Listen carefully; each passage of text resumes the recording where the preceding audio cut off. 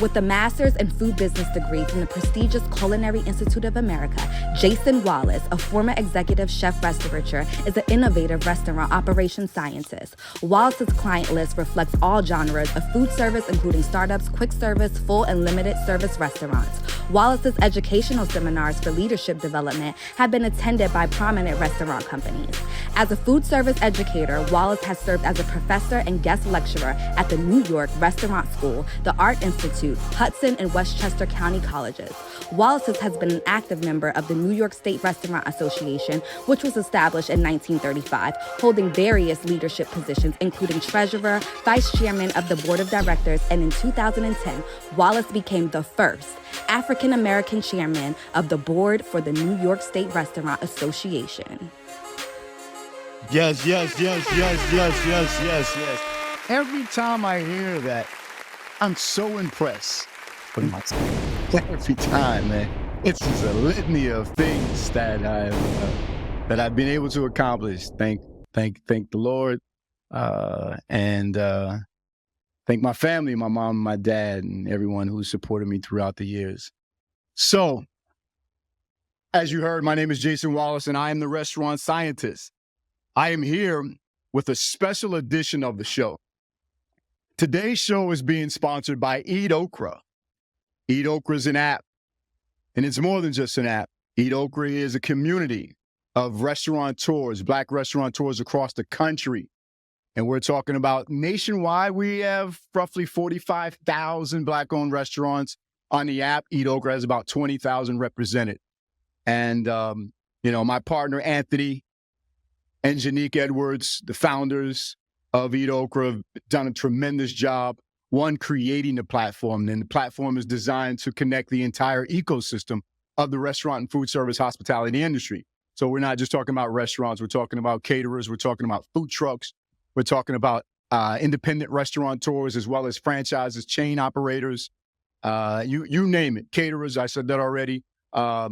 Eat Okra is that connection in terms of the ecosystem of distribution, food, how food comes from the farm to the actual restaurant, the entire equipment, human resources, bookkeeping and accounting. I mean, all things. When you think the restaurant depot or the Home Depot for Black restaurants, think Eat Okra. And you can go to eatokra.com to get more information. So today's show is sponsored solely by Eat Okra, and I want to thank them for their sponsorship. And I'm proud to have today as guests the owners of Brooklyn Tea. I have Ali and Jamila Wright from Brooklyn Tea, from Brooklyn, New York. Hello. Hello there, Jason. Welcome to the show. So I'm excited to have you on board because, one, this is our first time kind of meeting.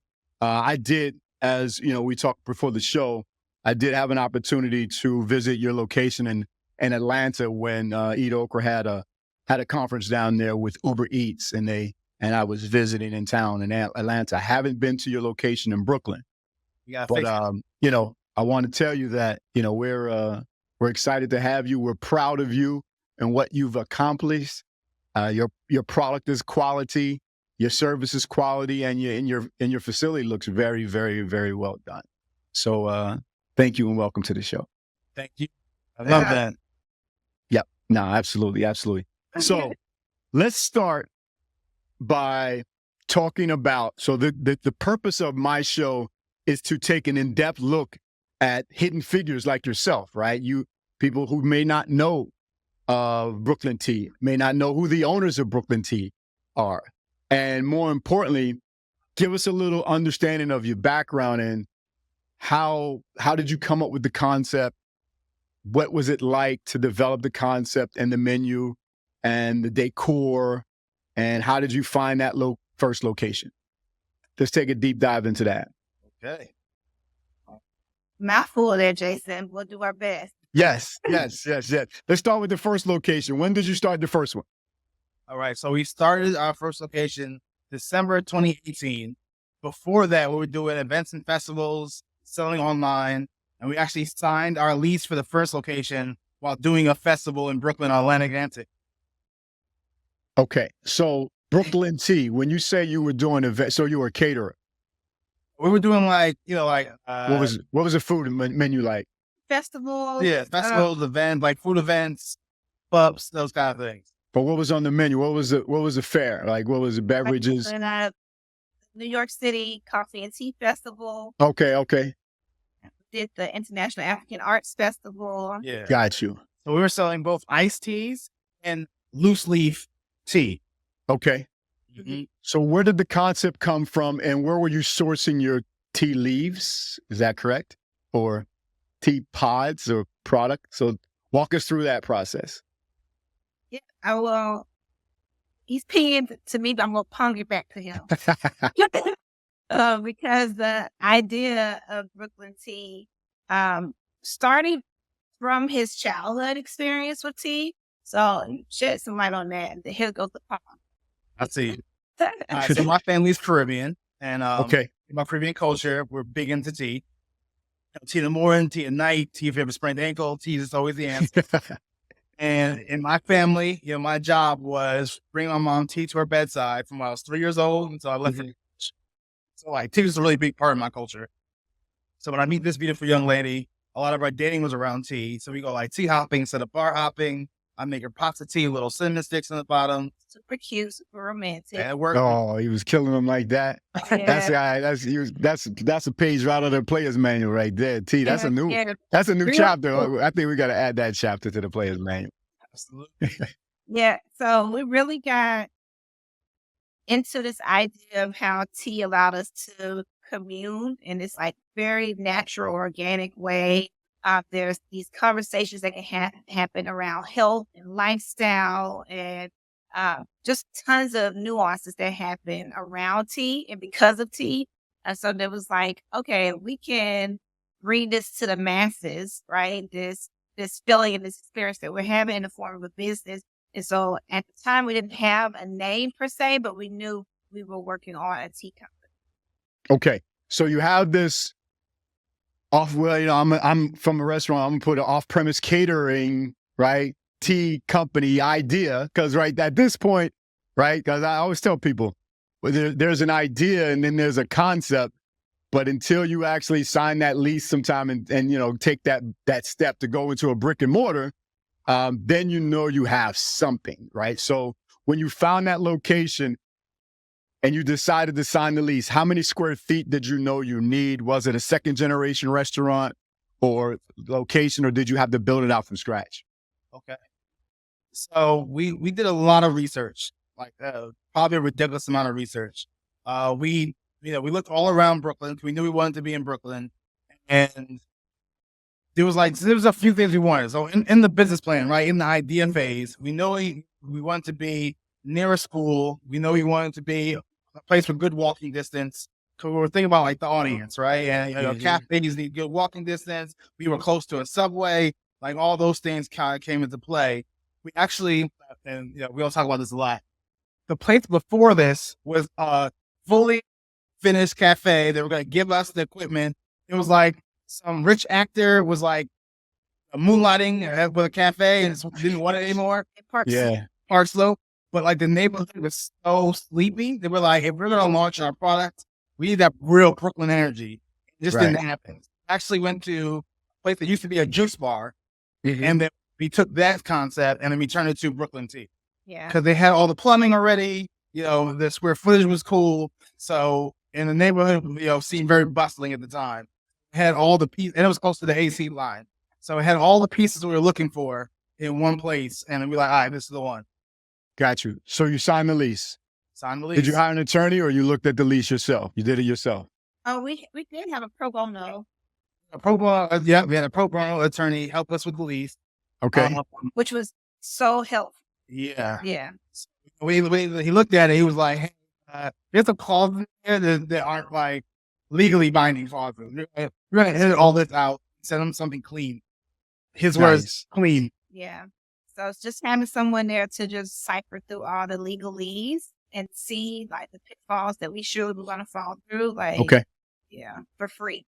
Okay, so let's take a dive into financing, right? So to sign a lease, I'm assuming you had to give 2 months or 3 months security deposit. Yeah. And then there was maybe some decor changes that you wanted to implement, and then hiring the staff, and then uniforms, and then inventory. Yeah. So Before. how much money did it take to launch? Yeah. If I remember correctly, it was about 80K, 90. 90. 90, okay. Yeah. And where was it sourced from? Yeah. So it was sourced from largely our retirement savings, right? Yeah. We went to banks and, different entities that asked for money. The answer was just like resoundingly no, right? Yeah. You just don't have a proof of concept. You've never been in business before, right? And so I was an educator at the time. I taught elementary school. I was a school leader. So I had a little bit of a 401k savings there, and so we dumped that out. Ali savings, dumped that out. We did family and friends. We did Indiegogo. We did. I did a business plan competition. Got second place. So got shout out to the Brooklyn Public Library for the $10,000. Okay. And then we got an SBA loan on top of that. Yeah, and Got it. After you put your money in. after we put our money in, Yeah. right? Yeah, that's how that works. Yeah. And So for the listeners out there, I want to tell you what they're saying to you is, and I've done this myself. Literally borrow. If you believe in yourself, bet on yourself, right? So when you take out that 401k or whatever that retirement account is, you can borrow it, but then you pay it back with interest. In my case, I had to pay it back with interest.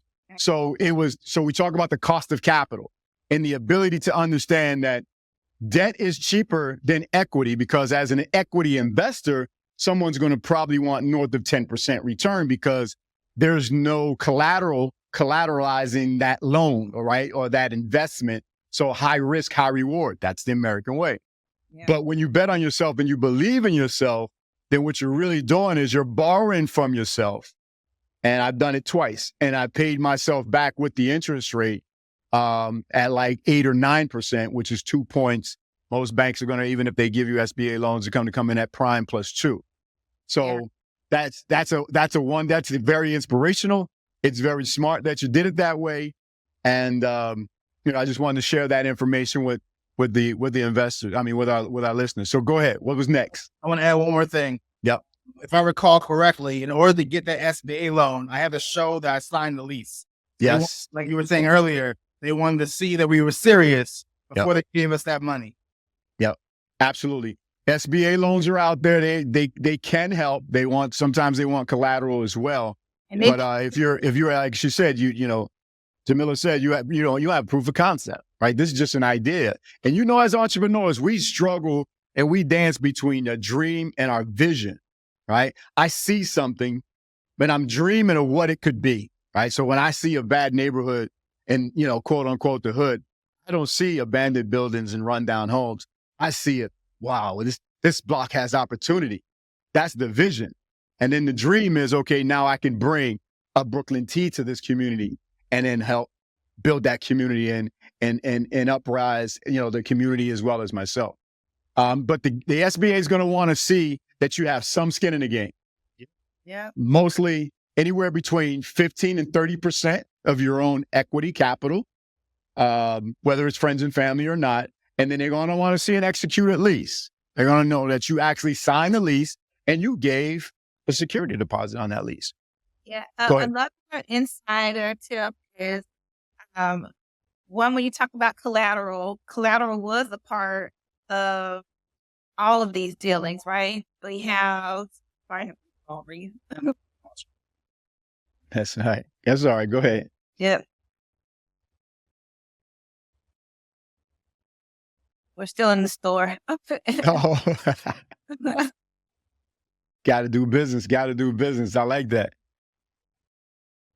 Yeah. So, we have a home in Atlanta, right? And so that house is a part of the collateral when we're doing loans and leases and all of that. So, bro. Yeah. No, we're okay. Oh, thank you. Thank you. Somebody at the window saying it looks so beautiful. Yeah. This is real. This is real right here. This is entrepreneurship. What we're catching live and in person is when you own your business, you own your business. And, you know, they're in the store, they're grinding. I'm glad they took time out to meet with us and to talk to us, because this is going to be inspirational to someone else who has that same dream and vision that you had, that, you know, they can learn from you. Yeah, we open today. So we pulled a double shift yesterday, we pulled a double shift today. Right. We have some folks who had to call out and some people who are already on vacation. And so, you know, we are CEO, janitor, staff member, like we are Absolutely. and you know, social media had me thinking that accolades equate to what your day-to-day lifestyle is, and that's not true for us. Like, we're still very much so mom and pop in a lot of ways, as we are trying to figure out how to best scale our business. Yeah, absolutely. Yeah. So you were mentioning about collateral, and I wanted people to understand that as a restaurant consultant, my goal is always to get my clients bank worthy. Yeah. And bank worthy means that you need to show tax returns, right? It's going to be very difficult to impossible. Think of it as if you were the banker and someone came to you and said, I want a loan to fund my dream, and I have been in business for 2 or 3 years, and I want to grow that. And they ask you for tax returns, and every year you show the loss. Yeah. It's going to be hard for them to approve that loan because you've been showing a loss. So I call that being bank ready, bank worthy. Yeah. And that's something that we have to learn, because I know a lot of entrepreneurs who will, you know, even if they are making a profit, they don't want to show it on paper because they don't want to pay taxes. Yeah. But in the long run, that's going to hurt you, because when you actually do need to go to SBA and you do need to get some real money, and you have some collateral, you have a family member that's willing to pledge some collateral against that loan, but your business is not profitable, it's very difficult to get debt funding. There's only 2 ways of raising capital in this country: debt, and that's equity. So talk to me about, they made you collateralize your home, the SBA? Yep, and that was super scary. I almost didn't want to sign on the dotted line. Right. So this was when, you know, I grew up in an apartment in Atlanta all my life. We never had a home. There wasn't home ownership. And so this was a really big part of me and my ideas around generational wealth and just land acquisition. And so this was totally separate from what the Brooklyn Tea Dream was. But in order to fund the Brooklyn Tea Dream, the house had to become a part of it. And so we did what had to be done, because there was really a brick wall in terms of like their willingness to move forward with us, and we weren't able to put that out on the table. Yeah. And so it's risky and it's scary, and you know, I think now I can say I think it was worth it, right? But it's hard to know in the moment if putting your house up for collateral for this business that you never, you know, you never did, and you don't have any business acumen for, is going to be worth it. But, you know, that's what I lead for. Yeah, that's right. Yeah, absolutely. Absolutely. He's got the appropriate name, Ali. You know, that's a fighter right there. Clearly. All right. So let's talk about expansion, right? So that was 2018. Yeah. Okay. But you said you closed that one, or you sold that one, and then you opened up another one. Is that correct? Yep. So our lease was up in 5 years. So okay. We finished our lease, and then at the same time, we got we can't talk about the price for this place right now, but we got a really, really, really good rent price. Okay. We are right now. Yeah. Because the woman who owns this place is she's a Black woman. She's established. She has her own business, several of her own businesses, and just really liked our grit and us as human beings. So she wanted to help us. She wanted to make sure that we thrived, and she gave us a sweetheart deal in this place. But she also wanted a Brooklyn Tea in her building. Yeah, right. Okay. So yeah, it added value to her building. Neighborhood, right? So she lives here. She said, I want a Brooklyn Tea in my neighborhood. Nice. Congratulations. Let's get some hand claps on that. Drop some bombs over there. Yeah, no, absolutely. The moral of the story here is that it all starts with a good lease. Let me tell you, profitability begins with signing a great lease. Because if you sign a lease that is not favorable to your cash flow or your business concept, it all goes downhill, because there's only 100 pennies in every dollar. And if you are spending, right, 10 pennies or more on occupancy fees, cost, there's not the rest of those pennies is just not enough to go around. So I want to commend y'all, because it sounds like you actually had 2 great leases. So you understand the value of a lease, and it really begins with that, because we're not in business to pay the landlord. We're in business to pay ourselves back. And when you invest in yourself and you bet on yourself, as Brooklyn Tea owners have done, you see they got a return on an investment. I've been there, done it. I signed my house away at least twice. And I get nervous every time, but I even pulled equity out of the house, and I collateralized the house as well. So, kudos to you for that. So let's talk about the expansion, right? How did you then go from Brooklyn to Atlanta? And how did you ramp up in terms of staffing and policies and procedures and internal controls and all those things that we need as multi-unit operators? Speak to us a little bit about that. Yeah. So just to be clear, because we don't want to big ourselves up too much, we could have done a better job on the first lease, which is why we're in the second lease, right? Okay. The things that you don't know when you're getting in is when you don't have proof of concept, especially in New York, they will change things around to make it favorable for them. So your listing might be, let's say, for $3,900, but because you don't have a proof of concept, they're like, "Oh, we'll give it to you, but it's going to be $4,500." Right? Wait, back up. The landlord said what? Because you have proof of concept that they was going to charge you more rent? Yeah. Oh, wow. Yeah, that's different. Yeah. So, for the first one. So, and knowing how to push back on that, when to push back on that, when to say go, when to let go.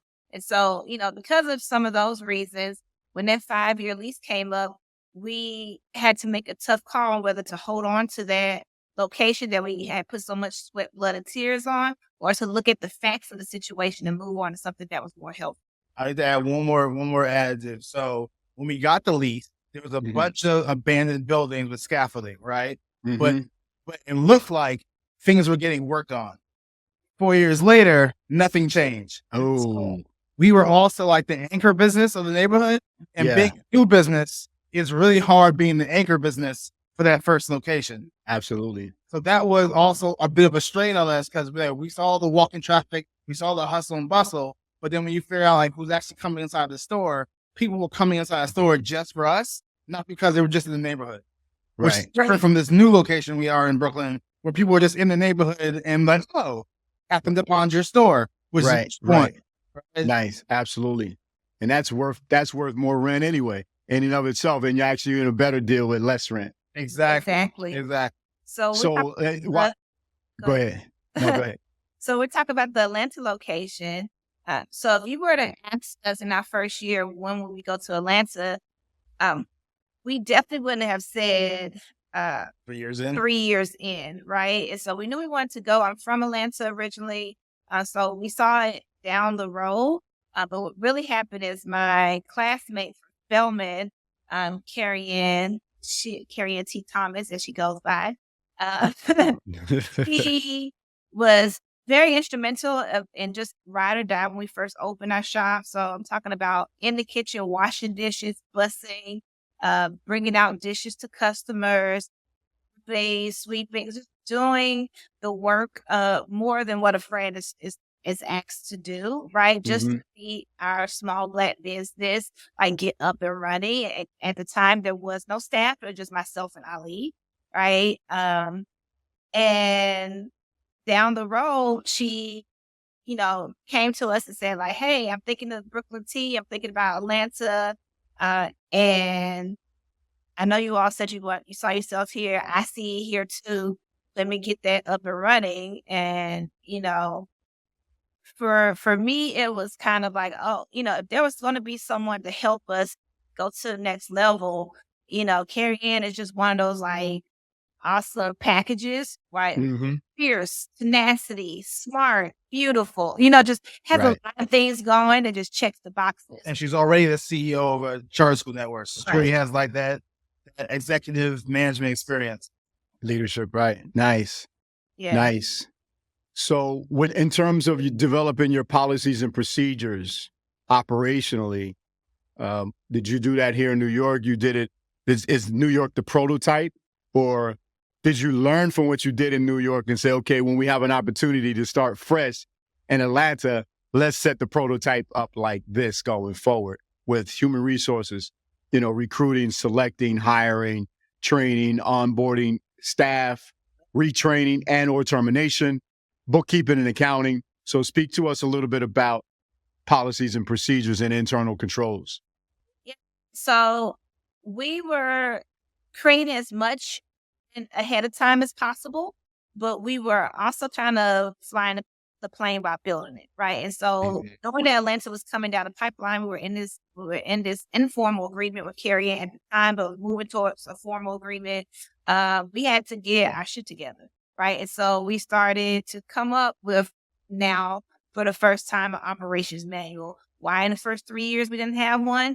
Well, because we were young and dumb and we were also at work every day. So we're kind of like, we are the operations. We are the operations manual. We are watching people every day. If they're making the tea right, if they're making the food wrong. So if you're listening to this, totally the wrong way to like do business in general. But, but it's better to get started than not. Right. And so we had a friend come in, a Morehouse brother, come in and observe us for 2 weeks, 2 to 3 weeks, and convert what he saw and our conversations with him and some of the documents that we started to form within the 3 years into an actual operations manual. So beverage manual, uniform manual, built it all out for us.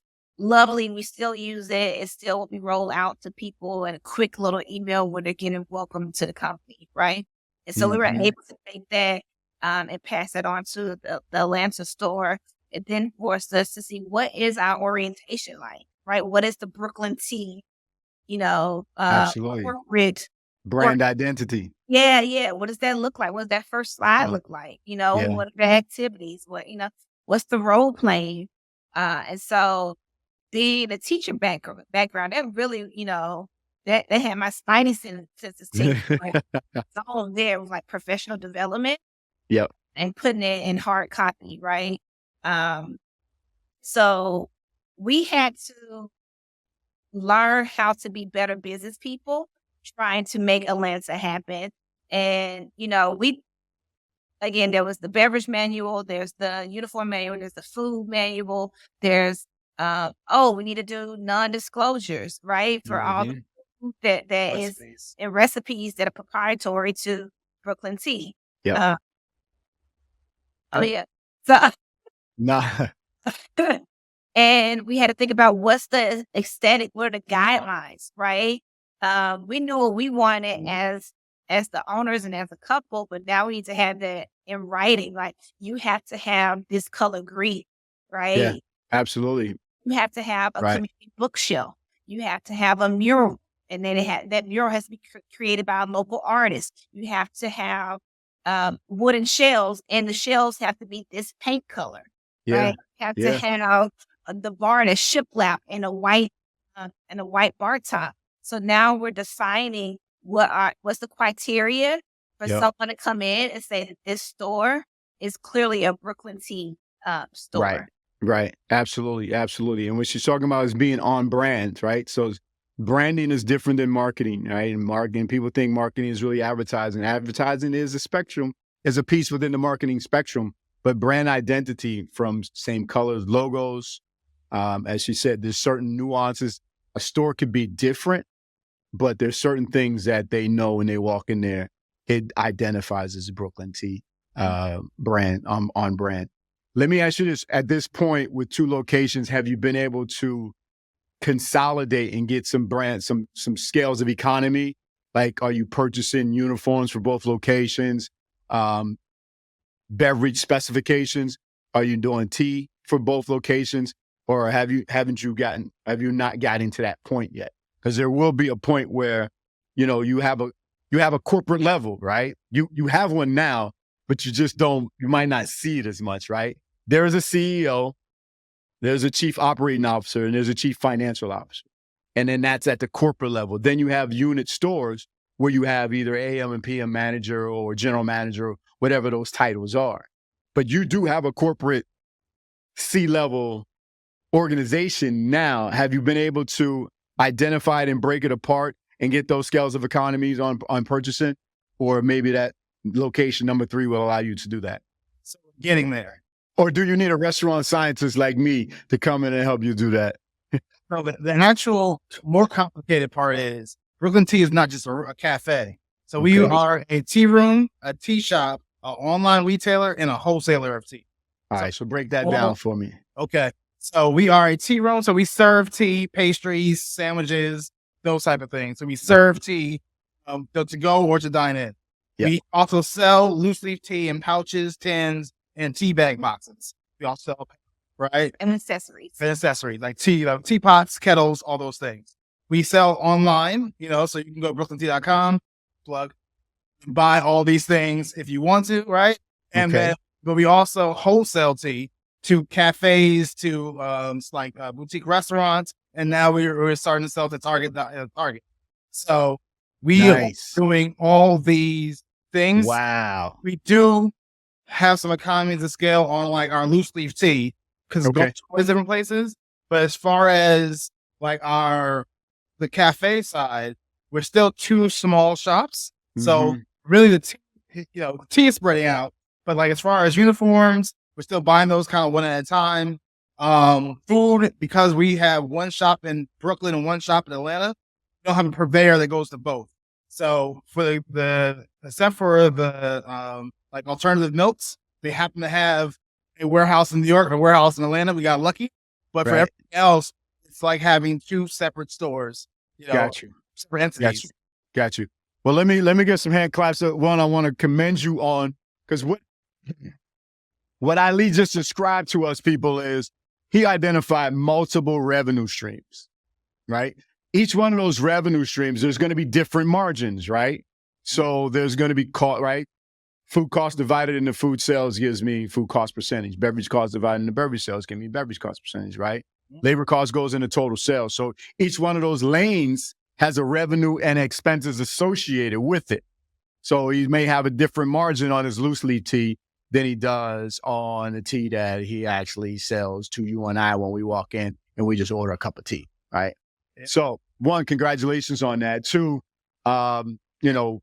kudos, because that's how you minimize risk. And that's how you scale. And what's going to end up happening is you're going to see the profitability in 1 or 2 of those, and it's going to create a whole nother concept or another lane that you're going to feel like, okay, if I took $20,000, I'm just making up a number, and I invested it in the loose leaf, and then we gathered 3 more customers, 10 more customers, wholesale restaurants or whomever, and we sold to them, then he's going to have to look at the distribution side of that. Then you can really see each one of these businesses is a business within a business. So you actually have been at our board meetings, because that's exactly what happened. So just recently we broke off the wholesale company, and so it's the wholesale business into its own separate S corp, right? And so it has its own bank account now, its own QuickBooks account, right? And we're doing our work now with Target, and we just got into our first boutique hotel. And so it is, like you said, generating its own client base and its own source of income. And during the pandemic, that's actually where we really got the light bulb, because when the store was closed and like we had no more food service, the website took off. And before that, the website was like 10 people a month. And 2 of those were our family, right? So, but like after the pandemic, it was like, oh, this website really has the possibility to scale like astronomically, because people are buying from us from all over the country, not just the 4 blocks around our store. Absolutely. Right? So we were like, okay, we need to keep all these things running at the same time, because sometimes the website is slow and no one's on it anymore, right? For whatever reason. And then like our stores are popping, right? Yep. So we're just trying to make sure that we are reaching people wherever they are and however they want to engage with us. So if you want a cup of tea, sure. You want a bag of loose leaf? Yes. You want to shop at Target instead of coming to our store? We're fine with that too. Right. So however you want to enjoy Brooklyn, yes. Nice. Congratulations on that. Wow. That is huge. That is so big. Because what ends up happening is when we identify risk and reward and investment, we're looking for a return on investment, right? So they are maximizing the square footage of that place, right? Right. So let me, I'm always dropping some damn knowledge around here, man. Y'all know in the booth how we do over here. Listen. Well, this is about revenue per square foot. Mm-hmm. And what Jamila and Ali has done is they've maximized the revenue they generate per square foot with adding multiple revenue streams. Yep. Right? And then from there, you have the ability to sit back as the CEO. Now, here's what people don't, build your profit into that, because here's what we'll do. We'll identify revenue, we'll identify costs, but then we won't actually put our profit in there as well. So they got a quality product. What they're doing is they're also brand identity. Now, that Brooklyn tea thing is, they got t-shirts, they got tea pots, they got all these things that are now speaking to the brand. And the brand identity says, how does Brooklyn tea make me feel? Yeah. Right? That's what branding is. Marketing is something else, and advertisement is some other shit, right? So this is where, like, you got to understand, people, when you get into this entrepreneur lane, particularly this food and beverage lane, you got to maximize per square footage. You got to understand your revenue streams. You got to understand the profit margins for each revenue stream, but you also got to build in your profit, because at the end of the day, Brooklyn Tea Company needs to be profitable. Mm-hmm. Period. Not just the store, right? Not just they're just paying themselves CEO, CFO, COO, but the company itself needs to throw off profits, because whether they invested their own money or they got investors, friends and family, or the SBA, everybody wants their damn money back plus interest. This is not a hobby, right? We want a return on investment. Yeah. And they also learned from the first lease, a 5-year lease is not going to get it, because it's going to take me 3 years to get my damn money back from what I invested in anyway. Now I only got 2 years left on that lease, but they were able to get out of that lease and get into a better lease. But more importantly, I guarantee if I ask them now, will they ever sign another 5-year lease? They'll probably say, no, I'll sign a 5-year lease with 5 1-year options. I'll sign, right? But at that one, because if I spent $300,000, if I spent $100,000, I had to get my money back before I start saying, oh, I'm profitable. No, you're not profitable. No. You just got your investment back. So the thing that I think everyone needs to understand is called leasehold investments, right? When you get a property, right? It's called a white box, right? There's nothing in it. You're spending a lot of your own money to put stuff in there that you'll never be able to get out. Never. Right? Like when we move from one location to another, we've had to destroy the bar and throw it out. We spend a lot of money for that bar. What are we going to do with it, right? The bar fits that space. It doesn't really fit this space. And to hold it somewhere, it just doesn't make sense. So there were just a lot of things where we made that spot healthy for us. And I think you need to. Yep. But to realize, that's what you're talking about with the longer lease, that some of those are sunk costs. Yep. Absolutely. Absolutely. And if you're going into a vanilla box, then you might have to put, if you got to put a kitchen hood in there, or you might have to add extra plumbing, electrical, HVAC that the landlord's not putting in there. Yep. Now you just improve the landlord's building with extra electrical upgrades, plumbing upgrades, HVAC upgrades. And we did. And we can't. So here's the thing. This is another thing we didn't know before. So it is legal to put HVAC into a place. It is illegal to take it out. Oh, wow. Yeah. See, I didn't even know. Wow. Because you tried to take it out and the landlord stopped you.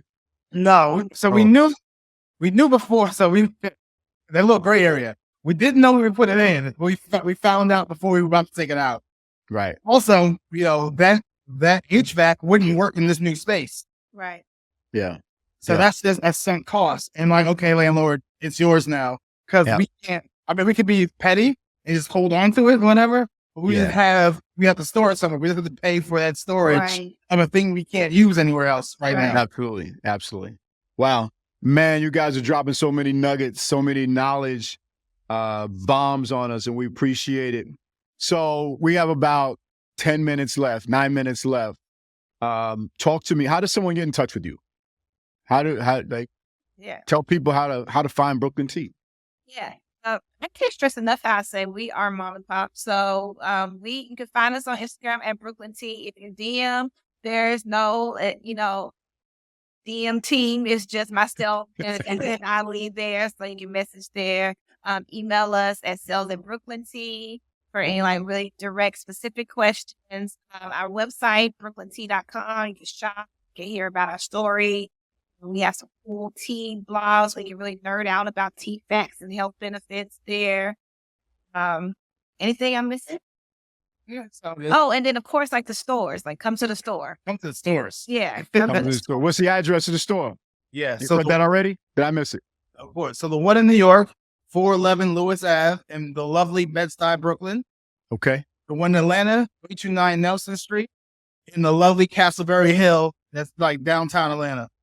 Got you. So what's the plans for growth? So we're coming into, I think we're in week 32, right? 52 weeks in a year. Any plans for Q4 of 2024? And what do you have for Q1, Q2, Q3 going into 25? Anything you can tell us? It's not a secret. Yeah. I think for tea rooms, we're really trying to, so we're really inspired by like 5-star dining.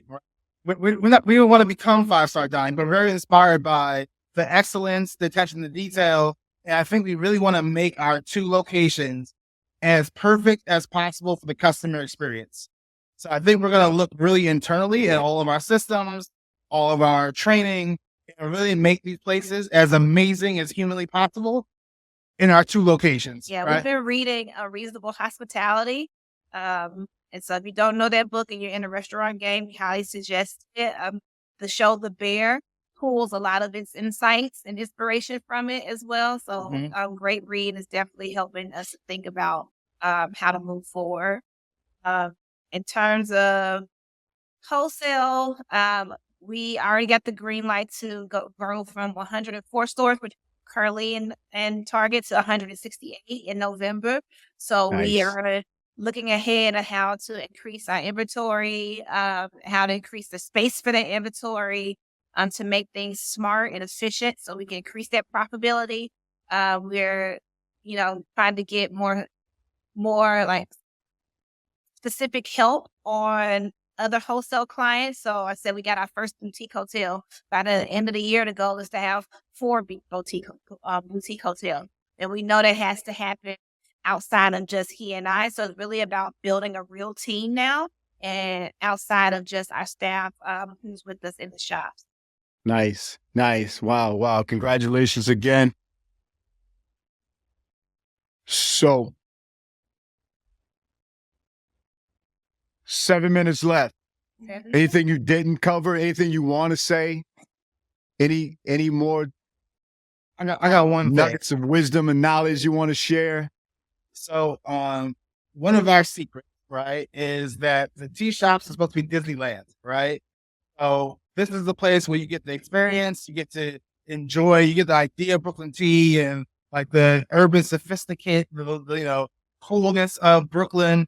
And we wanted from the beginning to use this Disneyland to be a household name in any way we can, right? We thought at first it was going to be franchising, right? And we still want to do that. But, now the wholesale thing just kind of took on life of its own.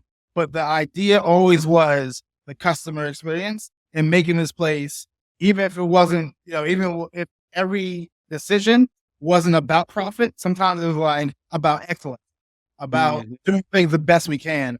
And the profit will come afterwards or as we scale or in a dip, something, they call loss leaders, right?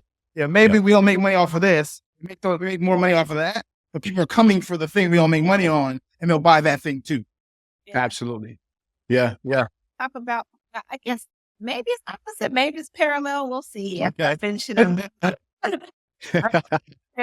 To folks out there thinking about a brick and mortar, the overhead is insane. The cost of goods sold is insane. Staffing, all the documentation that you need is insane. So you really have to take a look at, why do you want a brick and mortar? Why do you want to do that versus e-commerce? Why do you want to do that versus a truck? Right. Mhm. And if at all possible, we talked about having those different streams of income, because, really, if we had it our way, brick and mortar is more the Disney World, where it's a marketing expense, right? Disney doesn't count on Disney World to be its all-star player in profit making, right? But it does depend on it to indoctrinate people in such a way that they're going out to buy the DVDs or the movies and all the apparel, right? Which is where they bring in most of their revenue, right?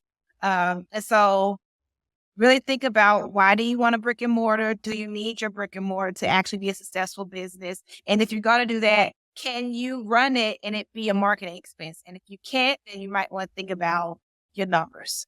Got it. Nice. Okay. Well, oh man, this was awesome. I think this was insightful.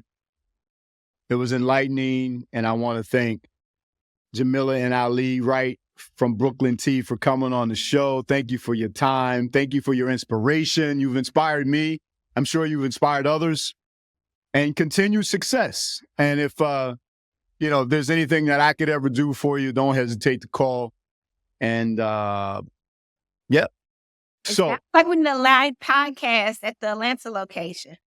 Yeah, we can do that. Just let me know. I'm in Atlanta. I used to be down there at least once a month, but I'm down in Atlanta at least every 2 months now. So we can make that happen. We can definitely make that. We can make it happen in Brooklyn if you want. Okay. I'm in Harlem every day, so it's Trade that. not a problem. It's not a problem. Yeah. So again, I want to thank you guys for being on the show. I want to thank our sponsor, Eat Okra. Shout out to Anthony and Janique Edwards, the founders of Eat Okra. And again, if you have not downloaded the Eat Okra app, go to your store, whether it's an Apple or Android device, and download Eat Okra. If you are traveling across the country and you want to find a Black-owned restaurant to support, go to the Eat Okra app and download the app and punch in the name of the restaurant or punch in your location, and restaurants will pop up. If you go on the app and there's a restaurant that is not on it, you can add it.